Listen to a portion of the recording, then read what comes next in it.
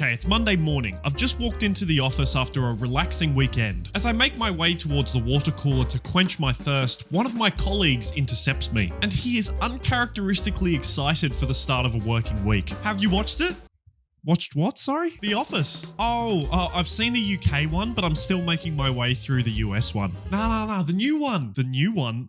What do you mean, like there's a new season? Nah, whole new show. It's the Australian reboot of The Office. The Office is relaunching. Australia has ended The Office. How? How are you feeling, firstly, ahead of the release? So excited because as of the last hour, we can tell people that it's coming out October 18th. We have a launch day. I'm the most relieved out of anyone that you've ever met in your life that I can tell people because I cannot keep a secret. Ask me anything. The trailer for the billionth reboot of this series dropped 2 weeks ago, and I still can't get my head around why it's happening. I mean, the obvious answer is it's just a cash grab, but there are so many other IPs out there with bigger followings than The Office. You could do Australian Modern Family, Australian Friends, hey, you could even do an Australian Game of Thrones. Instead, they've chosen an IP that already has remakes in Germany, France, Canada, Chile, Sweden, Finland, India, Poland. I can't do this anymore. It has been remade so many times, and each attempt just seems like a parody of the last. I don't believe The Office can be remade anymore, but I am curious to see how they approach the show down under. So as the rain pours outside my window on a cold Wednesday afternoon, with my lukewarm coffee in hand, I open YouTube and watch the brand new trailer for the latest take on their hit show, The Office. Big announcement. Can I have a drum roll, please? The drum roll, Lloyd. That's how I drum roll. The trailer has been really hyped up. It's got 2.1 million views, which is high for an Australian product, but right off the bat, it's really peak cringe humor. So it's not really laugh out loud funny. It's more just like, that type of funny. People ask me, how can I become a great boss? And the answer is having a happy staff that love you. Oof. This is a proper HR nightmare. Dude, like, when you're in an office and your boss comes into a morning meeting with a hula hoop? Such a classic moment. The first joke was more of a cringe joke, and now it's a more wacky scenario. The humor's really hard to pin down so far. Also, I know these clips are out of context, but showing someone getting hit with a hula hoop and then cutting to, this is a HR nightmare. If getting hit with a hula hoop is cause for a HR complaint, that would be a really depressing place to work. I don't think it matches the aesthetic of the show. As of today, we are all back in the office full time. What? That's not good news. So that's the premise of the show. Hey, remember when you guys were working happily from home 4 years ago? Well, that time is over. Come back to the office. It's such a pet peeve of mine when TV shows or movies reference 2020. We watch these shows to forget about the real world. Why do you have to remind us? If I'm watching a TV show, I want to be in a little bubble, disconnected from reality, trying to forget the problems of the world around me. But as soon as 2020 is mentioned, the bubble is burst and I'm hit over the head with the fact that the world is ending. But no, please talk more about the stuff we all want to forget. I'm promoting you to productivity manager. Yes, sir. Do I want to support the vision of my branch manager? At all costs. Is this the dark web? No, it's not the dark web. Is that Lizzie? Okay. Ooh, what a quirky character. I wonder where I've seen them before. Have they just done this in every remake? Do they just redo the same characters over and over and over again? Let me know down in the comments if they do this in other versions of the show. I'd love to do it myself, but I don't even have the willpower to do a Google search at this point. Watching this trailer so far is like listening to someone talk about their vacation. You're being polite and you're asking questions, but it's just the same thing that you've been told 1,000 times before. Oh, I don't know, Janet. What was the ocean like in Santorini? Actually, Santorini is beautiful. I can't mention it in the same sentence as The Office. That's actually really disrespectful. The perks of coming to work. Riling up Lizzie, flirting, watching Nick rile up Lizzie. What's his name? My crow's name is Russell. Hello, Rusty. How are you, mate? Nick, no. Okay, I hope I'm not the only one, but that Nick guy is a bit of an asshole. It's a pet bird. It's clear that Lizzie really likes it and cares about it a lot. And Nick's first instinct is to mess with it. The look on his face when he looks into the camera, that is clearly a man with no remorse at all. I know that might be a gimmick, and if being an asshole is part of his character traits, then I'm all for it. But it's clear through the editing that Lizzie is treated as the butt of every joke, meaning that we're not meant to be supporting her, so we should be rooting for Nick. But it just feels like kicking someone when they're down, which I don't really find particularly funny. I don't know. I'm still unsure what this show is supposed to be. It's like a mix of wacky and cringe, which are humor styles that aren't usually complimentary. Well, I guess we'll have to wait and find out. We lost one of our own last week. Brian died. We were so close. He's always in my heart. Oh, is he the tall, sad one? Yeah. No, he was the short and smiley one. Yeah, that's what I meant. What nationality is he? What sexual identity is he?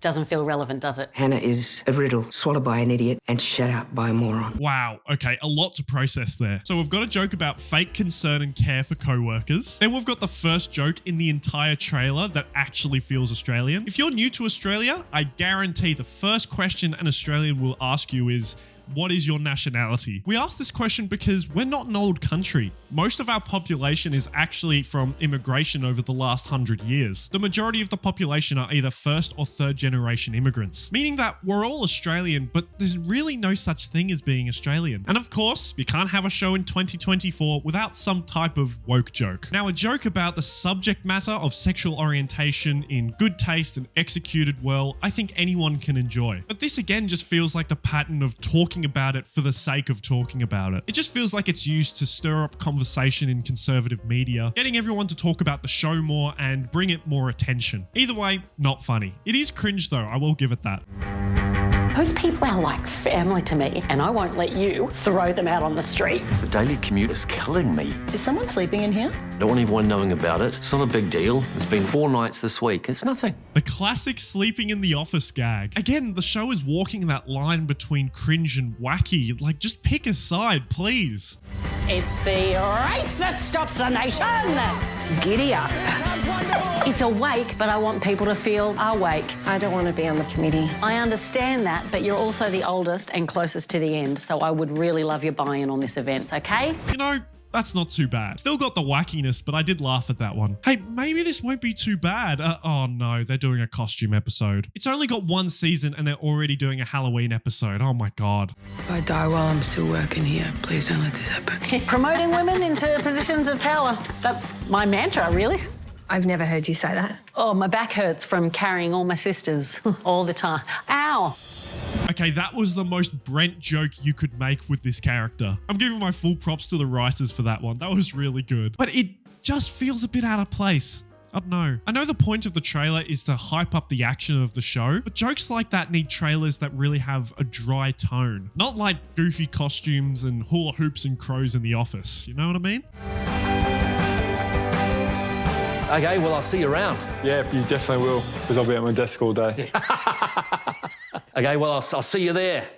You will for the next 9 hours. Can I say already that in what, a 2-minute trailer, Nick has looked into the camera 3 times. They took the most notable aspect of the character and made that his entire personality. All right, that's a big assumption. I will admit I have been pretty harsh on the show after only seeing the trailer, but there are things I did like in this, don't get me wrong. Firstly, the casting. Having an all-Australian cast is so good. For an Australian show, that approach is really refreshing and quite cool. Secondly, the fact they haven't brought up any Australian things like AFL or the barbecue, can I just say thank you? I think every Australian would have died hearing references to the only things we are known for other than drinking. And lastly, the warehouse workers are wearing the actual high-vis gear that we wear in Australia. Love it. But I guess my main takeaways from the trailer were more about the humor and subsequently the characters. We've got Hannah, the David Brent or Michael Scott equivalent. Lizzie is the Gareth/Dwight. Nick is the Tim/Jim. And Greta is the Dawn/Pam. My first thought after watching this trailer is, what is the direction for this show? It seems like they're drawing inspiration from the UK version with its dry and cringy humor, but it's also creating an office that's wacky and big, drawing inspiration from the US version. Maybe the show is including both of these aspects to draw an audience from both camps. But By seemingly copying styles from each, it just feels like a parody of each version. From what I've seen in the trailer, it just looks like the UK and US writers just took turns writing scenes and dialogue. And yes, I know that is a huge conclusion to draw from a 2-minute snippet of an 8-episode TV series, but trailers are like shopfront windows. You put your best out the front to draw people in, and it's just not quite doing it for me. And I feel like a lot of fans of the show feel the same way. I'm disappointed because the bar is set so high for this show, and any new iteration of the show will have a hard time improving upon it. So I think a better way to understand how the Australian version can succeed, we need to look back at the versions to which they draw their inspiration from, starting from the very beginning. The Office UK aired its first episode on the 9th of July 2001. Created by Ricky Gervais and Stephen Merchant, the show ran for 2 seasons with a Christmas special. It is considered one of the greatest British sitcoms of all time, and currently holds a score of 97 out of 100 on Metacritic. It won multiple awards between 2001 and 2004, and it was the first British comedy ever to both be nominated and win a Golden Globe. The premise of the show was that a documentary film crew filmed the inner workings of an office at a paper company to reveal what goes on in the average working environment of the UK. Obviously, being a scripted show, this wasn't actually a documentary.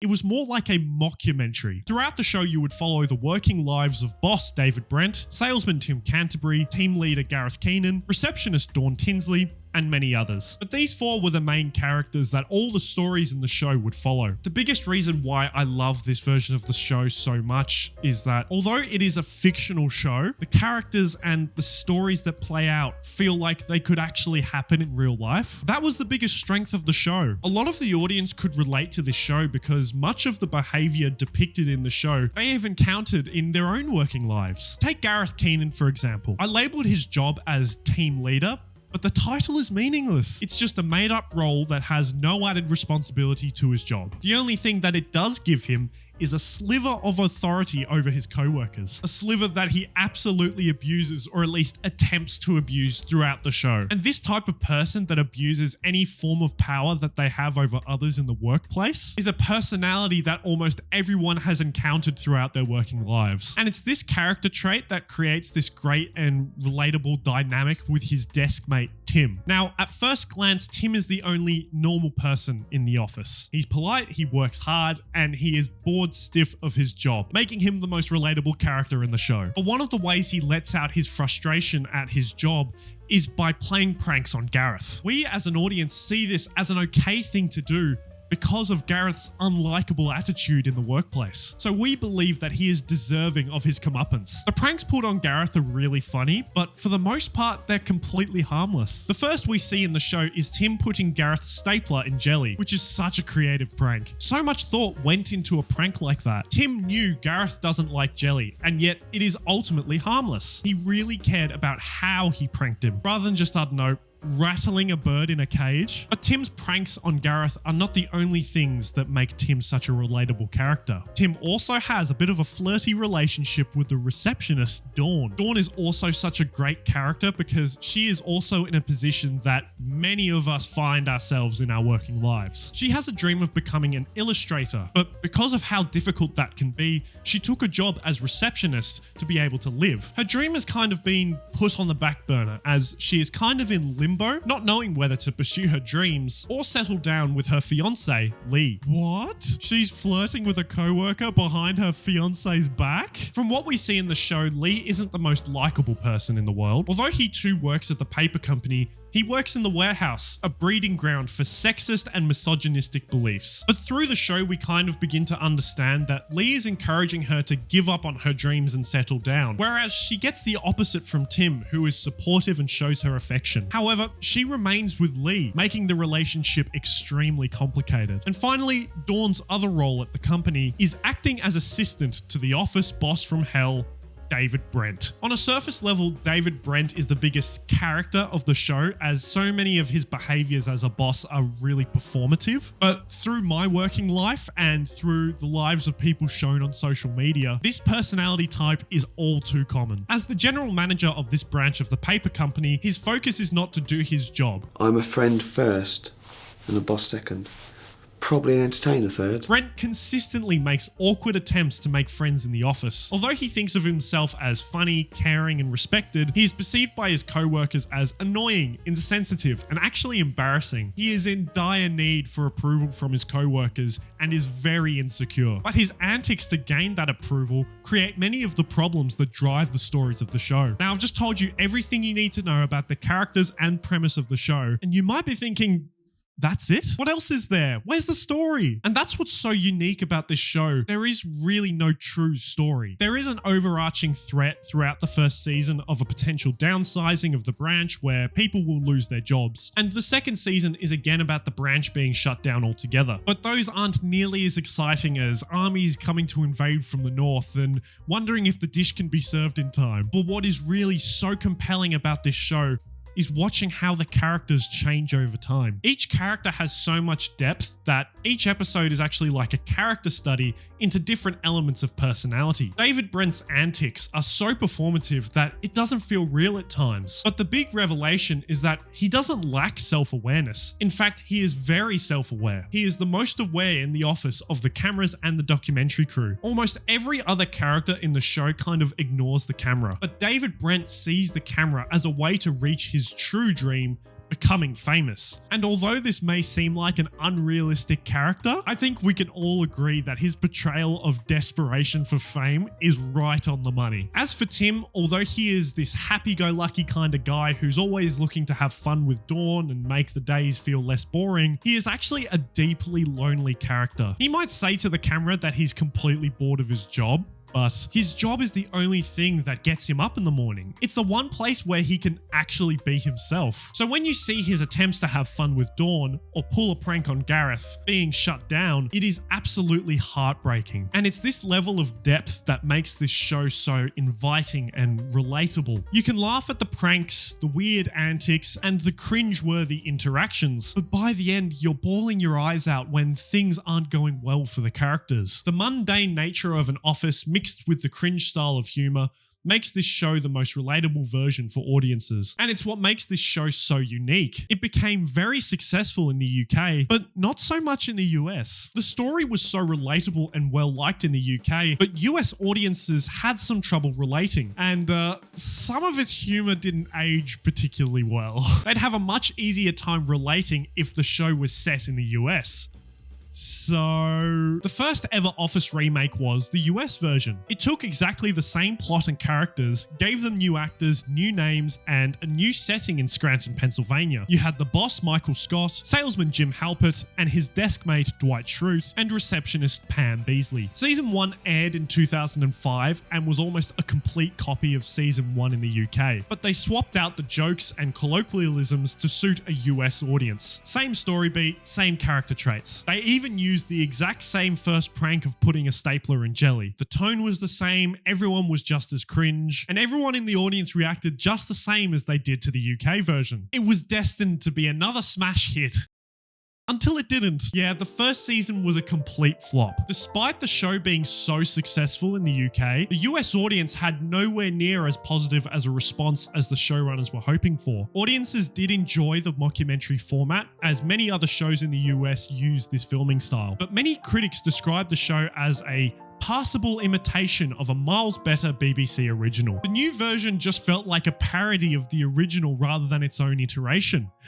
Gee, where have I heard that before? It was clear that things needed to change if they wanted the show to continue. If you guys have watched the show, you'll already know the change from season 1 to season 2 is one of the most drastic changes in the show's tone I've ever seen. If I were to describe the shift to anyone who hasn't watched the show already, in every aspect of the show, season 1 felt like an overcast day with some rain pouring down. But in season 2, the clouds dissipated and the sun came shining through. The color of the show changed. The humor changed. The characters changed. The story changed. Everything changed. It felt like a completely new show. Michael Scott was no longer an American David Brent. I mean, there can only be one David Brent, let's be real. Michael Scott became his own character. He still craved attention and approval from his co-workers, but the humor in his attempts shifted from cringe to absurdity. But his attempts are also seen by the audience as much more heartwarming, despite the occasional occasional insensitivity of his actions. He's not really seen as an asshole like Brent was.